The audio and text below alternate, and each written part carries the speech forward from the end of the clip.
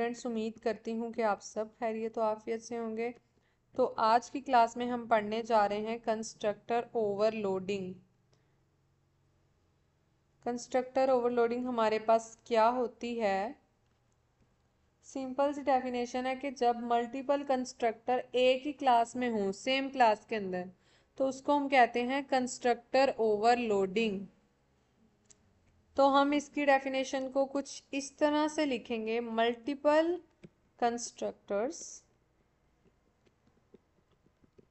In same class. ठीक है, same class के अंदर जब हम मल्टीपल कंस्ट्रक्टर्स को यूज करते हैं तो उसे हम कहते हैं कंस्ट्रक्टर्स ओवरलोडिंग। ठीक है, जैसे कि एग्जांपल ले ली जाए, हमने कोई भी क्लास बनाई है और उसके अंदर हमने स्टूडेंट्स क्या किया है, डिफॉल्ट कंस्ट्रक्टर भी यूज कर दिया है, उसमें हमने पैरामीटराइज्ड कंस्ट्रक्टर भी यूज कर दिया है, तो वो हमारे पास आ जाता है कंस्ट्रक्टर ओवरलोडिंग। सबसे पहले हमारी आईओ स्ट्रीम वाली फाइल जाएगी, सेकंड नंबर पे using name space STD.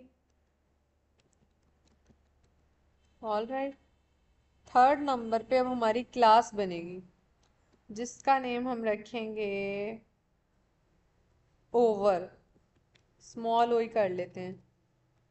Overloading से मैंने ओवर लिख दिया है। ठीक है, ये हमारी क्लास का सिंटैक्स। इसकी हम बॉडी में जाएंगे।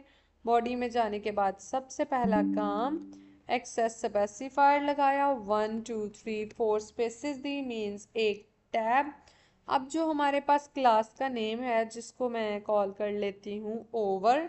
ठीक है, अब आप लोग ये बताएंगे कि भाई ये कौन सा कंस्ट्रक्टर मैंने यहाँ पे बना दिया है, क्योंकि मैंने इसे कोई वैल्यू असाइन नहीं की, तो ये कौन सा कंस्ट्रक्टर होगा?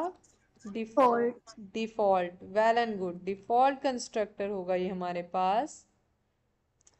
इसको हम कर देते हैं जी end line, here our program is function is complete. And अब हम बनाएंगे ओवर नेम से एक और फंक्शन। ठीक है, जिसमें हम कोई ना कोई वैल्यू दे देते हैं, लाइक एक्स दे दी या वाई दे दी। इसके बाद same as the type of function syntax, हमने इसके अंदर भी कोई सी स्टेटमेंट दे दी जिसमें मैंने कह दिया कि ये क्या है, पैरामीटराइज्ड कंस्ट्रक्टर। स्पेलिंग पे नहीं जाना आप लोगों ने मेरे। तो ये हमारे पास आ जाता है पैरामीटराइज्ड कंस्ट्रक्टर।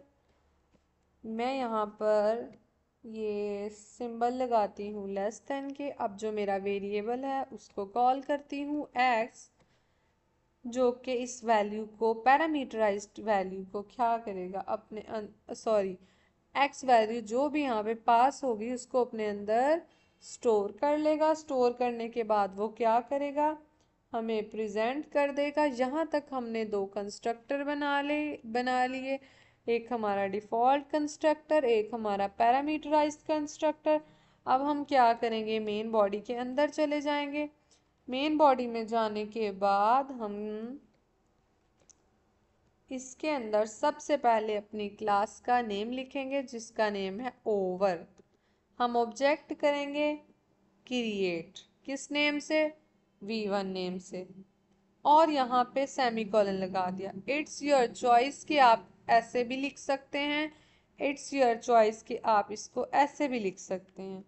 ये लिखने के बाद अगेन हम कंस्ट्रक्टर का नेम ओवर, और हम v2 बना लेंगे सेकंड कंस्ट्रक्टर के लिए, जिसमें हमने कोई भी वैल्यू x की पास कर दी।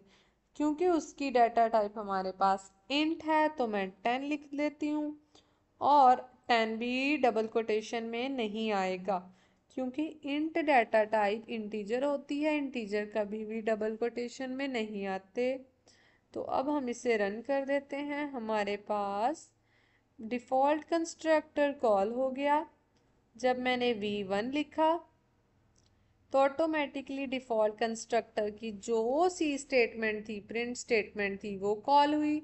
फिर मैंने सेकंड कंस्ट्रक्टर कॉल किया, पैरामीटराइज्ड कंस्ट्रक्टर, जिसकी स्टेटमेंट थी x के अंदर जो मैंने वैल्यू दी 10, क्या हुआ, वो सेम एज हमारे पास प्रिंट हो गई।